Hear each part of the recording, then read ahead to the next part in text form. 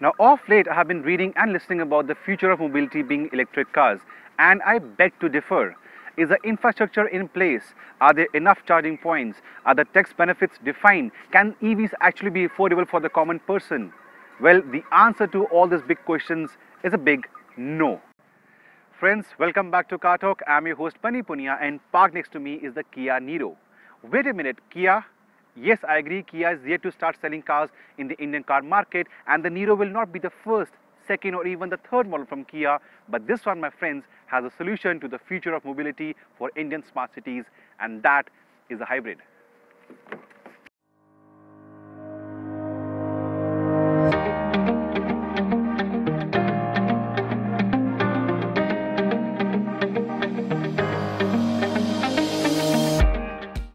Because the Niro is not meant for the Indian market right now, and because whenever the Niro comes here it will look different, I'll not divulge too much into the way it looks. That said, this is one smart looking crossover, a good balance between a huge hatch and a compact SUV. Not too loud but not too sober either. On the inside, having driven the Optima, Stringer and Sportage before, the design seems familiar but not too radical. Again, this is not the current generation Niro, and hence the small display and lack of modern elements. Now allow me to explain you how a hybrid system works in terms of common layman language. A hybrid is a combination of two things, an engine, a petrol in this case, and an electric motor. Now, the engine's fuel is petrol, and of course the electric motor is powered by its own set of batteries. The batteries can be charged in two ways. First is the regeneration of energy, which happens when you're braking or coming down a slope or a flyover. And the second way to charge the batteries is by the engine itself. Now, in normal circumstances, if the battery has enough juice, it will power the electric motor, and the electric motor will power the car, the Niro in this case. Of course, whenever you want that extra push, or if the batteries are running out of juice, the petrol motor will kick in and power the Niro also while powering the batteries and charging them up. This whole procedure of the battery, the electric motor and the petrol engine happens seamlessly, very smoothly. In fact, you as a driver will not even know when the engine kicks in. The only way to know is on the display in the speedometer console, which shows you what is happening at a given point of time. Now, there are two benefits to this whole hybrid solution.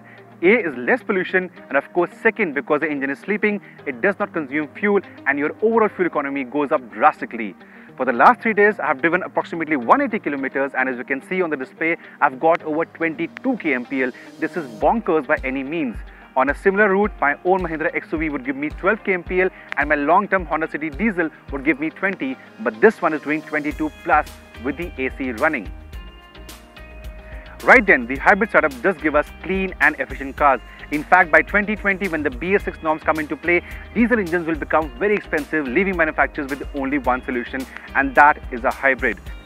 In my opinion, manufacturers should come together, join hands, and the government should provide incentives so that in the next 12, 18, 24 months, you and I can walk into a showroom and buy an affordable hybrid.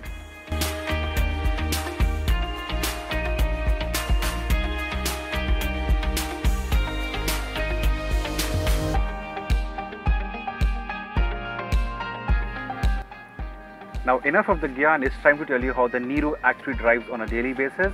If there are three words I would like to associate with the Niro, they have to be effortless, silent and smooth.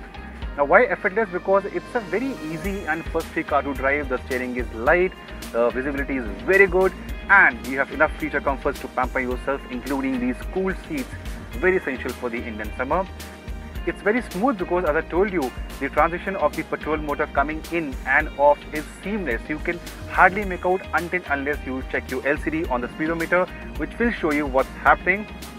Moving on, it's also very silent because for most city usage, the petrol engine is sleeping, which means the only thing I can hear on the inside is me talking to myself right now, the fan of the AC and the occasional horn I have to use for Indian roads. So overall, I love the way the Niro drives, I love the way the hybrid setup works, and as I go faster, the steering is light, but yet it retains some kind of feedback to make sure I can literally play with the Niro and enjoy this car. Also, when I go hard on the pedal, it does end up sounding quite nice. So yeah, hybrids are efficient, hybrids are clean, and hybrids are not boring.